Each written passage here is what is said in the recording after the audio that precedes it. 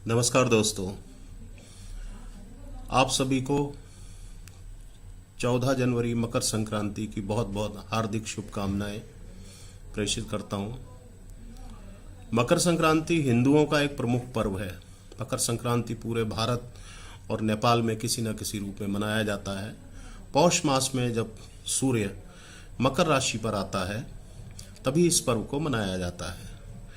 ये त्यौहार जनवरी माह के 14वें या 15वें दिन ही पड़ता है, क्योंकि इसी दिन सूर्य धनु राशि को छोड़कर मकर राशि में प्रवेश करता है। मकर संक्रांति के दिन से ही सूर्य की उत्तरायण गति भी प्रारंभ होती है और गर्मी का बढ़ना शुरू हो जाता है। इसीलिए इस पर्व को कहीं कहीं उत्तरायणी भी कहा जाता है। तमिलनाडु और दक्षिण भारत के कुछ और हिस्सों में इसे पोंगल के नाम से जाना जाता है, जबकि कर्नाटक, केरल और आंध्र प्रदेश में इसे केवल संक्रांति ही कहते हैं। दोस्तों, मकर संक्रांति का हमारे जीवन में और एक भौगोलिक और एस्ट्रोनॉमिकल लिहाज से बहुत बड़ा महत्व है।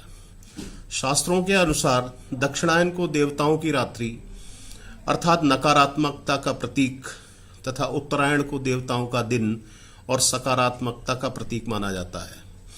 इसीलिए इस दिन जप, तप, दान, ध्यान, श्राद्ध, तर्पण आदि धार्मिक क्रियाकलापों का विशेष महत्व होता है। ऐसी धारणा है कि इस अवसर पर दिया गया दान 100 गुना बढ़कर वापस दान देने वाले को मिलता है।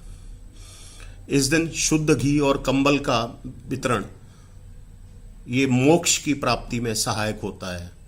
एक श्लोक भी है इस बारे में कि माघ मासे महादेव यो दास्यति घृत कंबलम स भुक्त्वा सकलान भोगान अंते मोक्षम प्राप्यते। मकर संक्रांति के अवसर पर गंगा स्नान, गंगा तट पर दान को अत्यंत शुभ माना गया है। इस पर्व पर तीर्थराज प्रयाग और गंगा सागर में स्नान को महास्नान की संज्ञा दी गई है।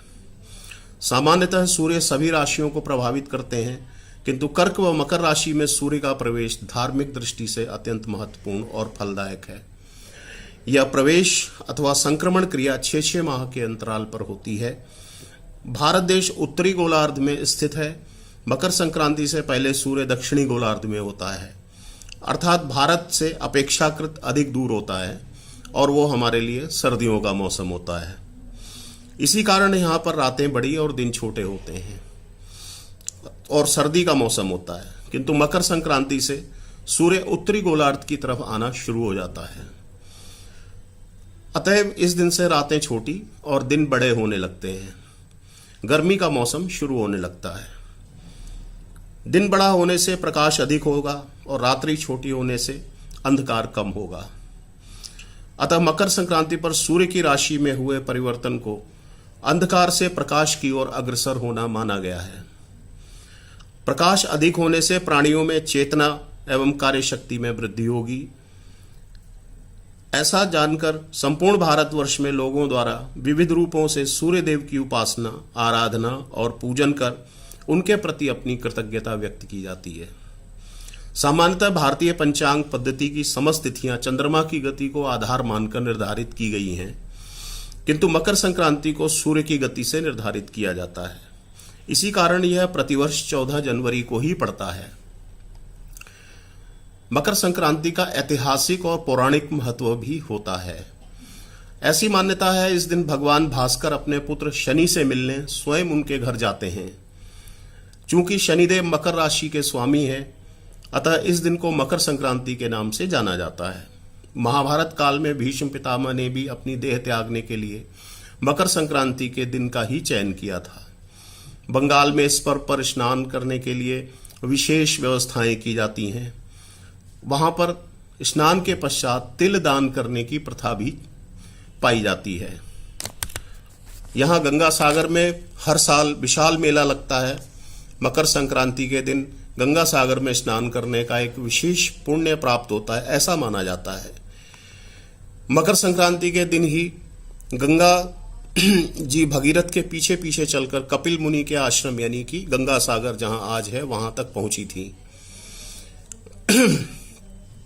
मान्यता यह भी है कि इस दिन यशोदा ने श्री कृष्ण को प्राप्त करने के लिए व्रत किया था।